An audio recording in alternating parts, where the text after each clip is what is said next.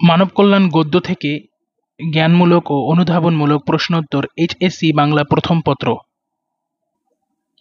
মানব কল্যাণ প্রবন্ধটি কত সালে রচিত হয়? 1972 সালে। 1972 সালে মানব কল্যাণ প্রবন্ধটি রচিত হয়। উপরের হাত সবসময় নিচের হাত থেকে শ্রেষ্ঠ কথাটি কে বলেছেন?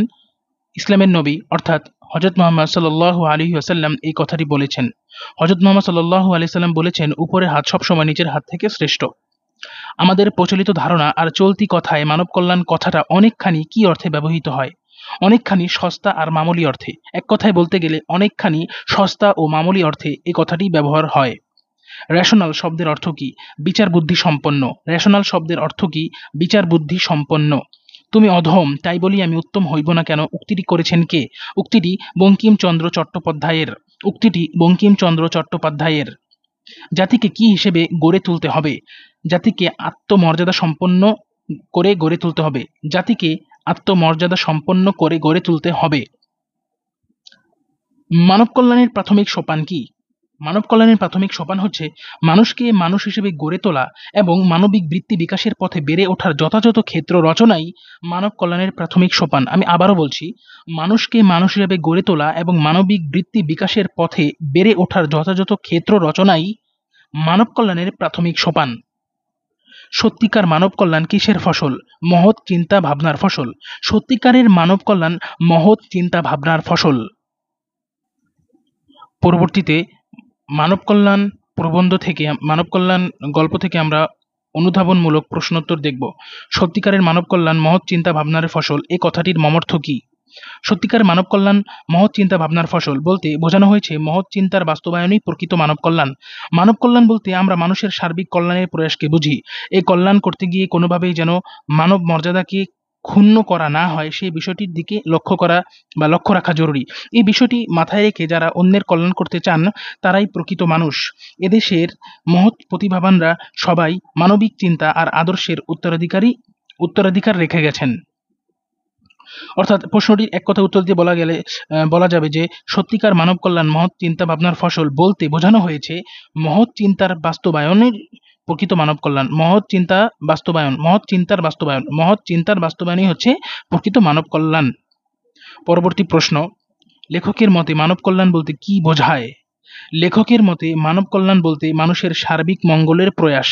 মানুষের সার্বিক মঙ্গলের প্রয়াসকে বোঝানো হয়। আমি আবার বলছি, মানুষের সার্বিক মঙ্গলের প্রয়াসকে বোঝানো হয়েছে মানব কল্যাণ। এটা হচ্ছে লেখকের মতে। মানব কল্যাণের লক্ষ্য হওয়া উচিত মহৎ। সকল অবমাননাকর অবস্থা থেকে মর্যাদাপূর্ণ অবস্থায় মানুষের উত্তরণ ঘটানোকে মানব কল্যাণ বলা হয়েছে। এটি মানুষের আত্মমর্যাদাকে বৃদ্ধি করে, সেই সাথে সাথে মানবিক চেতনার বিকাশ ঘটায় এবং পরাবলম্বন থেকে মানুষকে মুক্তি দেয়। অর্থাৎ এখানেও সেই পরাবলম্বন যা আমরা আমার পথে দেখে এসেছি। 3 নম্বর প্রশ্ন, রাষ্ট্র জাতির যৌথ জীবন আর যৌথ চেতনারই প্রতীক উক্তিটি দ্বারা কি বোঝানো হয়েছে? রাষ্ট্র জাতির যৌথ জীবন আর যৌথ চেতনারই প্রতীক বলতে বোঝানো হয়েছে রাষ্ট্রের সাথে জাতীয় জীবন ও চেতনা ওতপ্রোতভাবে জড়িত। একটি রাষ্ট্রের অবস্থান প্রতিফলিত হয় তার জাতি ও তাদের চেতনার মাধ্যমে। রাষ্ট্রের দায়িত্ব শুধু প্রশাসন চালনাই নয়, জাতিকে আত্মমর্যাদা সম্পন্ন করে গড়ে তোলাও রাষ্ট্রের দায়িত্ব।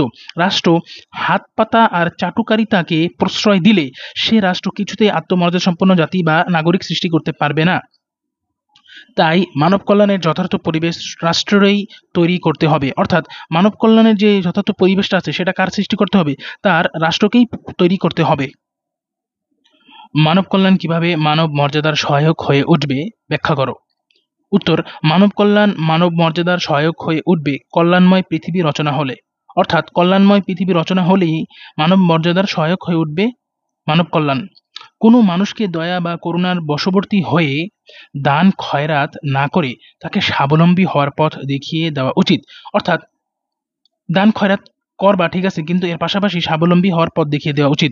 এতে তার মর্যাদা বোধ বৃদ্ধি পাবে, মানবিক চেতনার বিকাশ পাবে।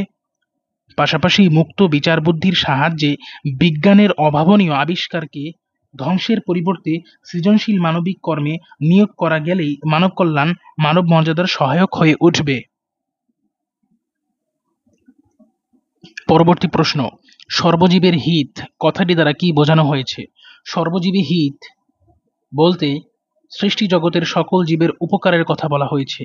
সর্বজীবের হিত বলতে সৃষ্টি জগতের সকল জীবের উপকারের কথা বলা হয়েছে। কেবল সদিচ্ছার দ্বারাই মানব কল্যাণ সাধন সম্ভব নয়। সকল অবমাননাকর পরিস্থিতি থেকে মর্যাদাপূর্ণ অবস্থায় উত্তরণ ঘটানো হলে তবেই মানব কল্যাণ সংঘটিত হয়। তাই সব ধর্ম আর ধর্ম প্রবর্তকেরা বারবার মানুষের ভালো ও কল্যাণ করার নির্দেশ দিয়েছেন। কিন্তু শুধু মানুষের কল্যাণেই থেমে গেলেই চলবে না, বরং এর সাথে সাথে অন্য সকল সৃষ্টিকুলেরও উপকার করতে হবে, তবেই সার্বিক কল্যাণ সাধিত হবে। মানব কল্যাণ কথাটা আমরা সস্তা ও মামুলি বানিয়ে ফেলেছি কিভাবে, বুঝিয়ে লেখো। উত্তর: দান খয়রাত ও মানব কল্যাণকে এক মনে করে আমরা মানব কল্যাণ কথাটাকে সস্তা ও মামুলি বানিয়ে ফেলেছি। মানব কল্যাণ বলতে আমরা অনেকেই দান খয়রাত বা কাঙালি ভোজনের মতো কাজকর্মকে বুঝে থাকি। যারা এ সকল কাজ করে তাদেরকে আমরা বাহবা দেই, উৎসাহ দেই, কিন্তু এটি প্রকৃত মানব কল্যাণ নয়। মানব কল্যাণ মানুষকে অবমাননাকর পরিস্থিতি থেকে মর্যাদার দিকে নিয়ে যায়, কিন্তু আমরা এর প্রকৃত অর্থ অনুধাবনে ব্যর্থ হয়ে একমুষ্টি ভিক্ষা দেওয়াকে মানব কল্যাণ বলে মনে করছি। আর এভাবেই মানব কল্যাণ কথাটাকে আমরা সস্তা ও মামুলি বানিয়ে ফেলেছি। উপরের হাত সবসময় নিচের হাত থেকে শ্রেষ্ঠ, ব্যাখ্যা করো। উপরের হাত সবসময় নিচের হাত থেকে শ্রেষ্ঠ উক্তিটি ইসলামের নবী হযরত মুহাম্মদ মুস্তাফা সাল্লাল্লাহু আলাইহি ওয়াসাল্লাম এর। এখানে উপরের হাত মানে কি? উপরের হাত মানে হচ্ছে দাতা, অর্থাৎ যে দেয়, যে হাত তুলে উপর থেকে অনুগ্রহ বর্ষণ করে। আর নিচের হাত মানে গ্রহীতা, অর্থাৎ যে গ্রহণ করে, যে হাত পেতে গ্রহণ করে। মনুষ্যত্ব আর মানব মর্যাদার দিক থেকে অনুগ্রহকারীরা আর অনুগৃহীতের মধ্যে যে আকাশ পাতাল তফাৎ, সেই বিষয়টি প্রশ্নোক্ত উক্তিটিতে ফুটে উঠেছে, অথবা প্রশ্নোক্ত উক্তির দ্বারা প্রকাশ পায়।